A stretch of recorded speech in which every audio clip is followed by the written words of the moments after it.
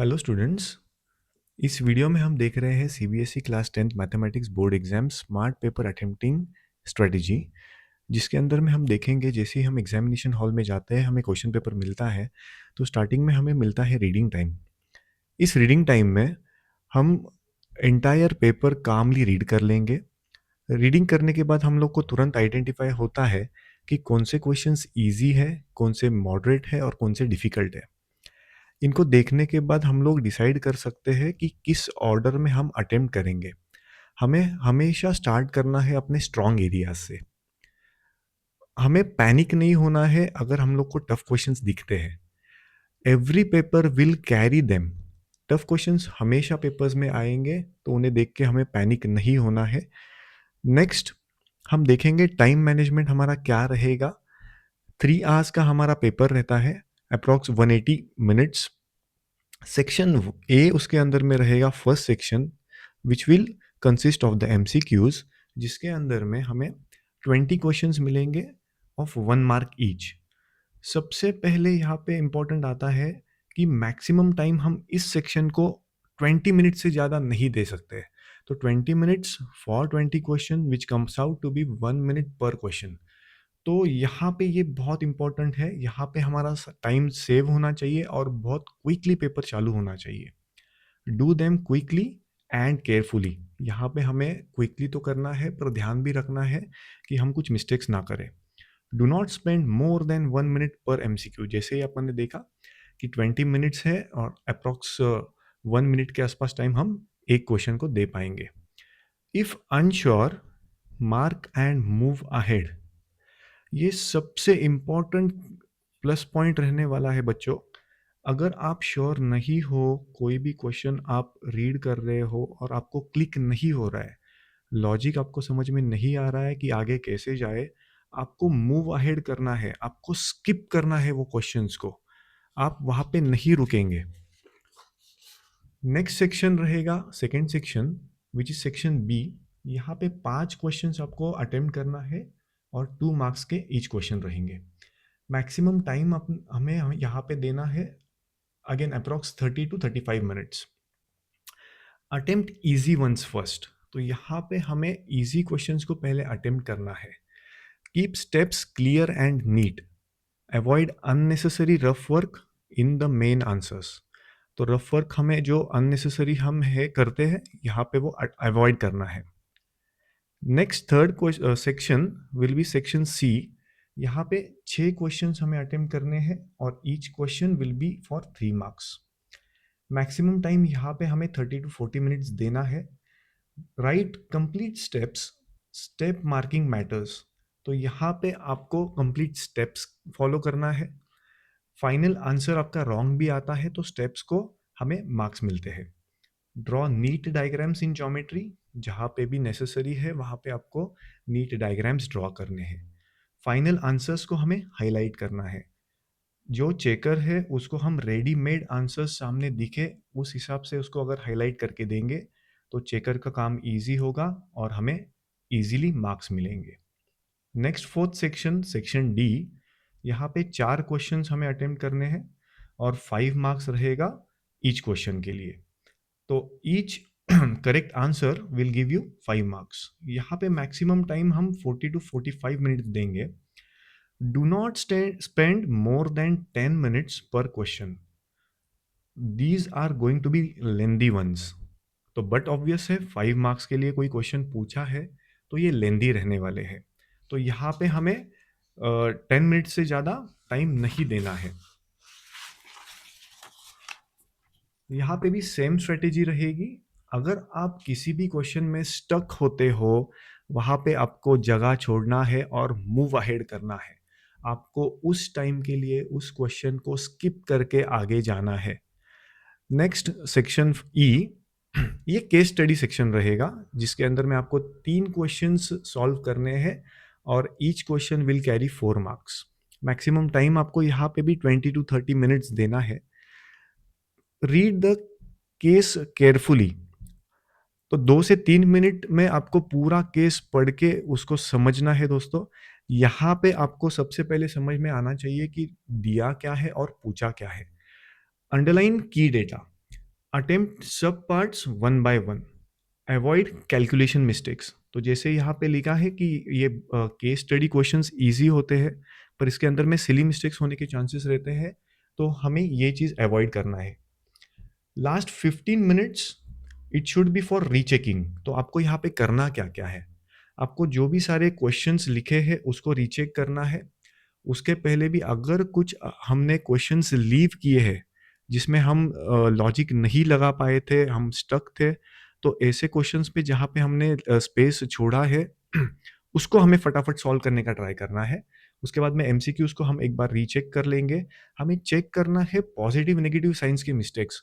तो बहुत से इंटीजर्स के मेथड्स में भी हम लोग मिस्टेक करते हैं, तो उसको भी रीचेक अगर हम करेंगे तो जो भी हमारे मार्क्स जाने वाले थे हम उनको बचा सकते हैं।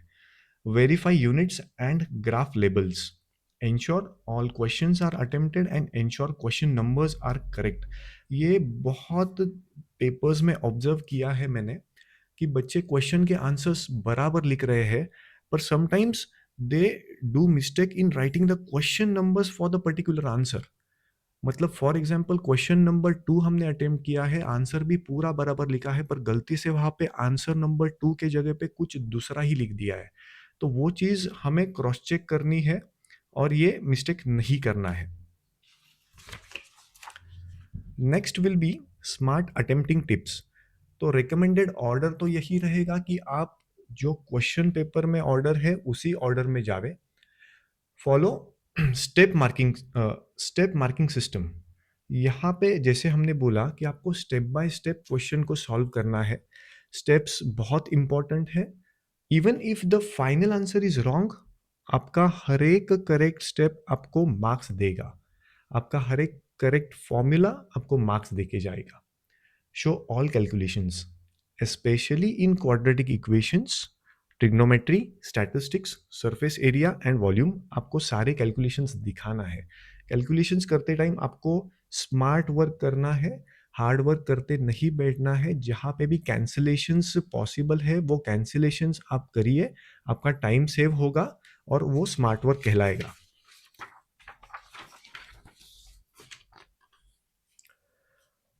Even this is the most important point.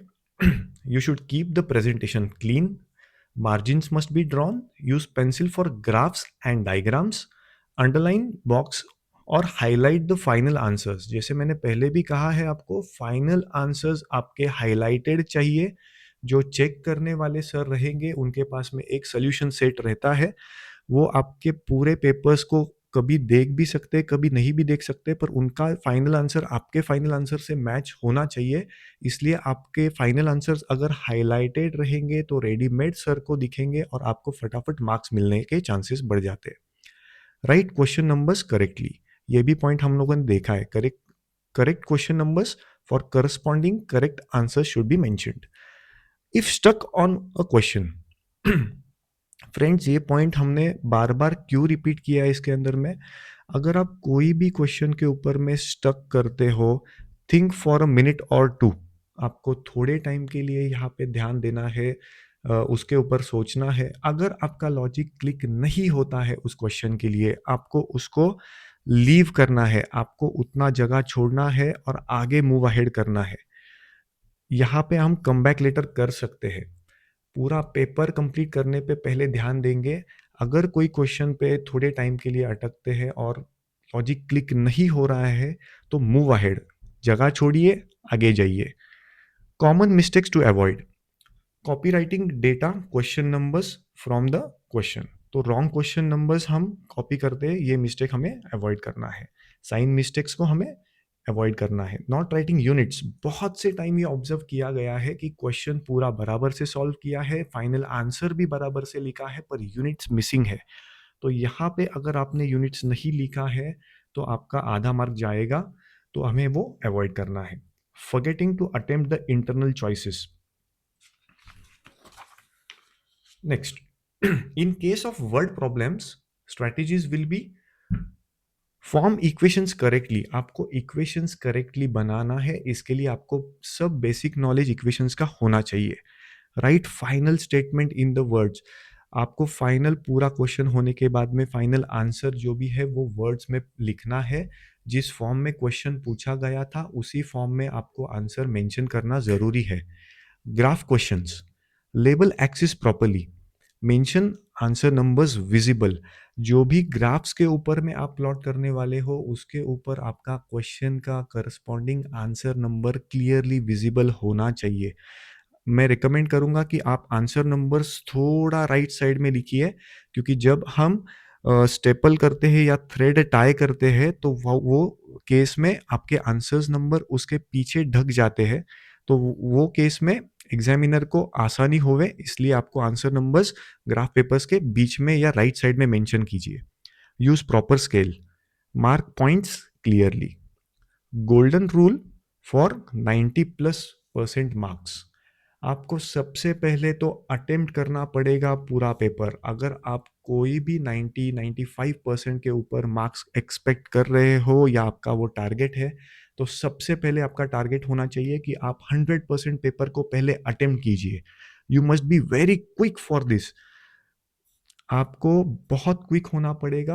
आपको पहले तो सबसे पहले आपका स्टार्ट जितना आप क्विकली करोगे, जितना अच्छे से आप फर्स्ट हाफ पेपर का कंप्लीट करोगे, उतना आपका चांसेस बढ़ जाता है 100% पेपर अटेम्प्ट करने के लिए। आपको सिली मिस्टेक्स अवॉइड करना है। सिली मिस्टेक्स अवॉइड करना है, ये ध्यान देना है कि आप सिली मिस्टेक्स ना करें। आपको सब चीज़ के लिए टाइम को स्ट्रिक्टली मैनेज करना पड़ेगा। अगर आप कोई भी क्वेश्चन में स्टक होते हो तो आपको क्वेश्चन छोड़ना है, जगह छोड़ना है और आगे जाना है। पूरे पेपर में आपको काम रहना है और कॉन्फिडेंट रहना है। सो फ्रेंड्स, ये सब फॉलो अगर आप करते हो तो अपना चांसेस बढ़ जाता है मैक्सिमम मार्क्स आने का। सो विद्या मंदिर wishes you all the best. Best of luck. Thank you.